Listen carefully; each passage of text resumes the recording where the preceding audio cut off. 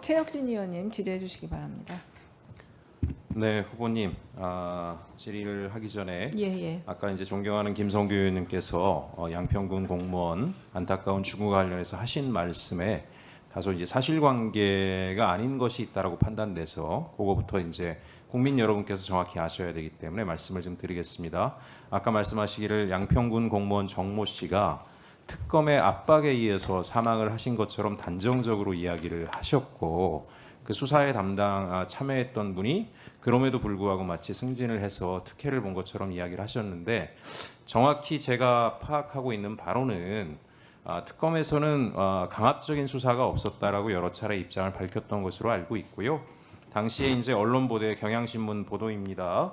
우리 김성규 의원님의 보좌관이 이분이 돌아가시기 전에 2차례 정도 만났었고 또 관련해서 변호사 박모 씨를 소개했는데 그 박모 씨는 대전 대덕구의 국민의힘 당협위원장이었고 그래서 당시 특검은 이 두 분이 이분에게 진술을 회유하지 않았는가라고 하는 의혹들이 있어서 관련해서 들여다보고 있었던 것으로 알고 있습니다. 이 부분에 대해서 아직 명확한 결론들이 안 나 있는 상황에서 마치 특검의 강압에 의해서 돌아가신 것처럼 단정적으로 이야기하는 것은 적절치 않아 보이기 때문에 후보님께 정확하게 인지를 시켜드리고자 말씀을 먼저 드립니다. 네, 감사합니다. 예,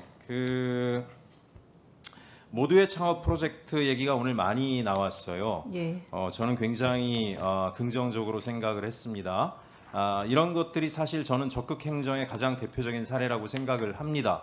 사실 문재인 정부 때서부터 해서 많은 청년들이 아이디어만으로도 다양한 창업의 기회를 얻고 싶다라고 하는 요구가 많이 있었고 그러나 하지만 정부가 그동안에 운영했던 그 창업 프로그램이라고 하는 것은 전통적인 방식은 자기 자부담 비율을 일정 정도 내야 되고 또 거기에 대한 책임성이 뒤따르는 문제가 있다 보니까 최근에 청년들 같은 경우에는 자기 자산도 없고 자본도 없는 경우들이 굉장히 많이 있지 않았습니까?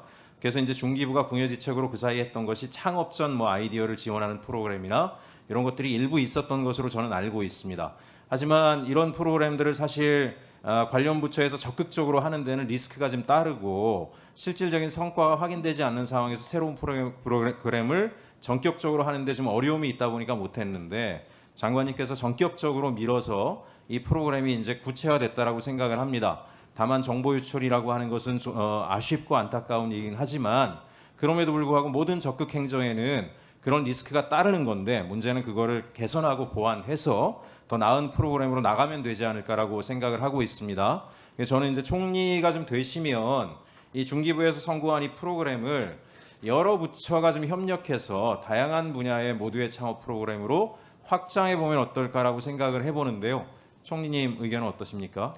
네, 우선 아까 정보 유출 관련돼서는 다시 한번 사과드리고요. 지금 말씀 주신 것처럼 관련 부처들이 창업과 관련된 굉장히 많은 프로그램들을 가지고 있습니다. 그래서 모두의 창업 그 플랫폼을 처음 만들 때도 여러 부처들이 하고 있는 창업 사업들의 공통적인 플랫폼이 되는 역할들을 할 수 있겠다라는 것들이 처음 기반 속에 있었고 그 역할들을 하기 위한 절차들을 좀 밟고 있습니다. 그래서 예를 든다면 주제별로 한전에 있는 한전이 가지고 있는 기술 지주의 창업들을 이쪽에 챌린지로 넣어서 같이 한다거나 이런 부분들의 협의는 진행되고 있습니다.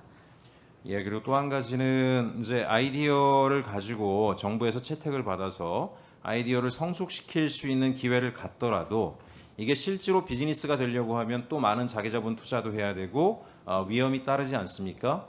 그런 면에서 이제 청년들이 한번 실패를 하게 되면 겪게 될 또 어려움들이 있기 때문에 아마 총리 후보께서는 그런 부분들까지도 고민하고 계실 거라고 생각을 하는데 아이디어를 거래할 수 있는 거래장을 여는 것은 어떨까라고도 한번 좀 생각을 해봤습니다. 내가 굉장히 좋은 아이디어로 정부로부터도 인정을 받았는데 그 지식 아이디어를 일종의 거래소처럼 해서 기존 기업에게 거래를 해서 그걸로 수익을 올릴 수 있는 데까지 확장을 한다면 굉장히 다양한 기회의 장이 넓혀지지 않을까라고 좀 생각을 해봤는데 후보님 의견은 어떠신지 묻고 싶습니다. 네, 의원님 주신 아이디어는 사실 내부에 지금 아이디어 올라온 그 6만 건 정도를 보면서도 들었던 생각입니다. 물론 요약 관련된 내용들만 저도 보고 전체적으로는 볼 수 없는 권한인데요. 근데 굉장히 좋은 아이디어들이 있기 때문에 이 아이디어인 상태에서 거래를 할 수 있는 방법들이 없을까라는 것들은 있는데 그때 저희가 보완해야 될 부분들이 이제 지금 보완책으로 나와 있는 그 원본 증명 관련된 저희는 그냥 쉽게는 아이디어 등록제라고 부르는데 아이디어 등록제를 관련된 부분들을 제도를 좀 만들고 그리고 아이디어는 얼마에 거래할 수 있는지 누가 살 수 있는지에 대한 어떤 거래에 관련된 원칙들도 좀 정비하고 나면 이후에는 기획에 들어갈 수 있는 부분이다 생각합니다. 예, 그 좋은 아이디어를 청년 개인이 일반 기업을 만나서 거래를 하려고 하면 불이익을 볼 수도 있기 때문에 정부가 보증을 해주고 또 거래를 지원하는 체계들을 신뢰할 수 있는 시스템들을 구축을 한다라면 충분한 보상과 대가를 받고 자신의 좋은 아이디어를 판매할 수도 있는 기회가 있지 않을까 생각을 좀 해봤습니다. 네. 그 후보님께서 기억을 하시겠지만 중기부 장관 하실 때 법사위 들어오셔가지고 제가 질의한 적이 있습니다. 대중소기업 기술 탈취 문제와 관련해서 강력한 조치를 해야 된다라고 했고 저도 관련 법을 지금 발의한 상태인데요. 예. 제가 찾아보니까 이제 후보님께서 많은 조치를 또 하셨더라고요. 중기부에 계신 동안에 K 디스커버리 제도를 통해 가지고도 그 한국형 증권 개시, 징벌배상 강화 등 근절 방안들을 마련을 하셨는데 여전히 저는 좀 부족한 면이 좀 있다라고 생각을 하고 있습니다.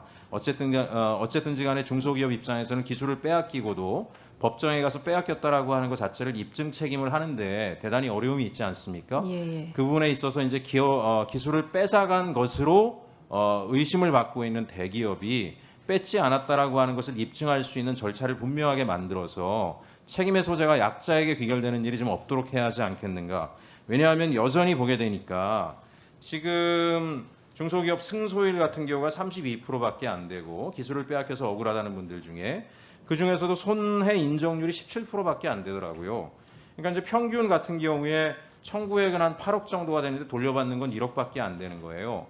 뺏어간 기업 입장에서는 뺏어가서 1,000억대의 이익을 얻어도 1억만 변상하면 아무 문제가 없어지는 상황들이 돼버릴 수도 있기 때문에 이런 일이 반복된다라고 생각을 합니다.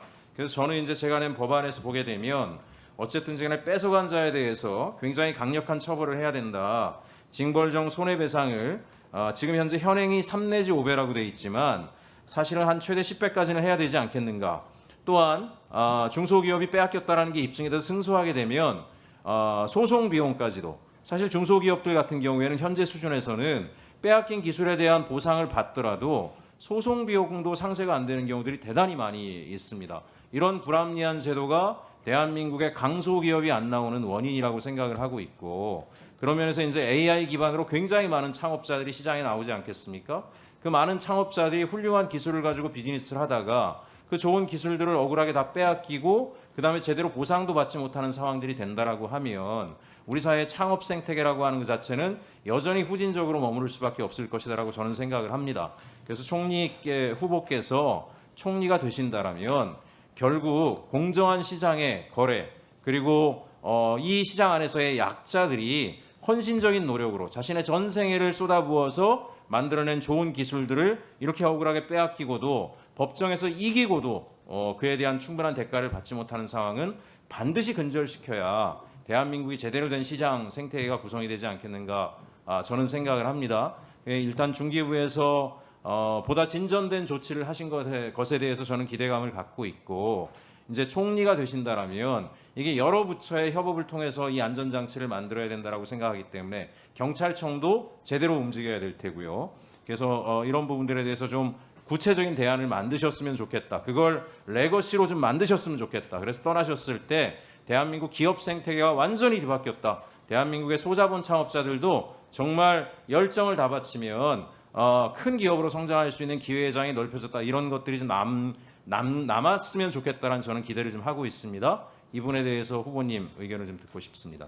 네, 의원님 말씀 주신 부분에 정말 전적으로 공감합니다. 제가 중기부 장관 하면서 처음 봤던 부분들에 굉장히 중요하다고 봤던 부분이 이 기술 탈취 부분이고 사실 장관 됐을 때 대통령께서도 말씀하셨던 것이 중소기업의 기술 탈취 관련 부분들을 어떻게 하면 근절시킬 수 있을 것이냐를 굉장히 중요한 과제로 진행하라고 하셨습니다. 그래서 그 관련된 부분 굉장히 적극적으로 좀 보고 있었고요. 지금도 이미 경찰청, 공정위 그리고 검찰청, 지식재산처 여러 부처들이 협업해서 신고도 하나의 채널로 받는 제도들로 좀 개선해 가고 있습니다. 이것은 좀 더 속도를 내고 더 많은 부분 제도적 보완도 해야 한다 생각하고요.